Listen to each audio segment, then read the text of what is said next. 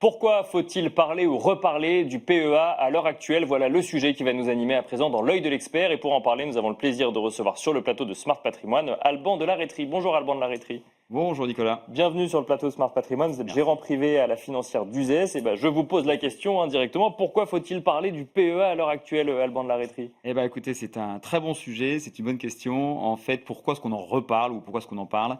Parce que le PEA a été un peu le parent pauvre de ces dernières années. Nos amis conseillers en gestion de patrimoine n'en parlaient plus beaucoup.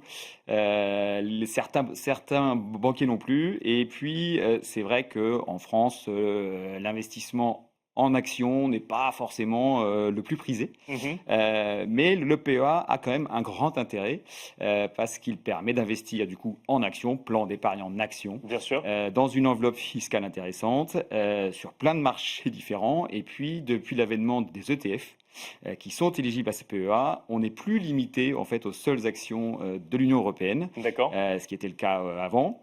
Maintenant, grâce aux ETF, on peut aussi mettre des marchés américains, des marchés émergents.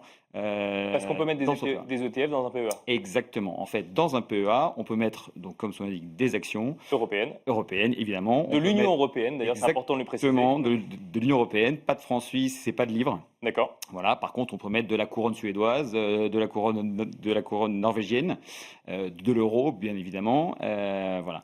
Et puis, on peut mettre donc des actions, des OPC. D'accord. Bien sûr, qui sont éligibles. Donc, il faut qu'ils aient au moins 75% de leurs actifs qui soient dans les règles qu'on vient de donner. D'accord. Et puis, on peut mettre des ETF et du non-coté. D'accord. On Très peut investir intéressant en non-coté via le PEA. Bien évidemment. Encore faut-il avoir un broker qui le propose, mais en tout cas, c'est possible. Alors, soit c'est via votre broker ou votre banque, soit aussi, si vous avez un ami qui crée sa boîte, c'est une très bonne enveloppe pour mettre les actions de cette société dans votre PEA.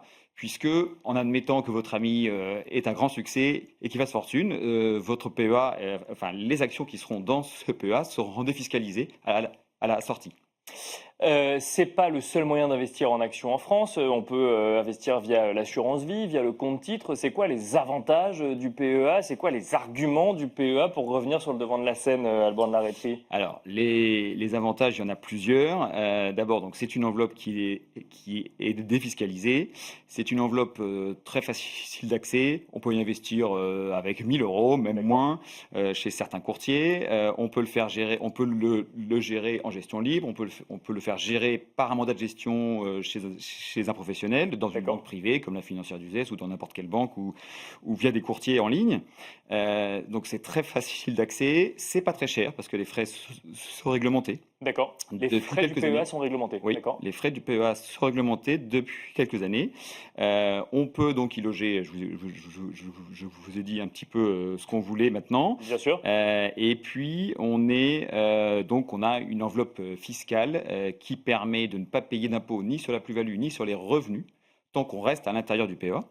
Et lorsqu'on sort du PEA avec un délai qui est supérieur à 5 ans, on ne paye des prélèvements sociaux que sur les plus-values. D'accord, prélèvements sociaux que sur les plus-values. Et pas d'impôt sur le revenu. Et pas d'impôt sur le revenu sur les gains potentiels du PEA. Exactement. Si on fait des pertes sur son PEA, on peut les reporter sur sa fiche d'impôt quand même? Alors, si on fait des pertes, on peut les reporter à condition que l'on casse le PEA. D'accord. Voilà. Effectivement, il faut casser le PEA. Très rapidement, Alban de la Rétrie, quelle différence avec un PEA PME? Alors, le PEA, donc, c'est 150 000 euros d'investissement.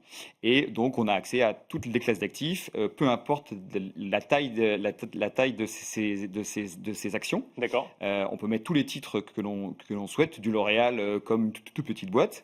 Alors que dans le PEA PME, là, on peut aller jusqu'à un investissement de 225 000 euros. D'accord. En cumulant le PEA et le PEA PME. Et par contre, on est limité donc sur des tailles de sociétés qui sont moins importantes. Et c'est un grand intérêt encore aujourd'hui, puisque les small caps sont en train de revenir sur le devant de la scène avec une surperformance en 2025, depuis le début de l'année, donc, des small caps par rapport aux large, ce qui n'était pas arrivé depuis très longtemps. Merci beaucoup Alban de la Rétrie de nous avoir accompagnés dans Smart Patrimoine. Je rappelle que vous êtes gérant privé à la financière d'Uzès. Merci beaucoup. Merci Nicolas. Et quant à nous, on se retrouve très vite sur Be Smart for Change.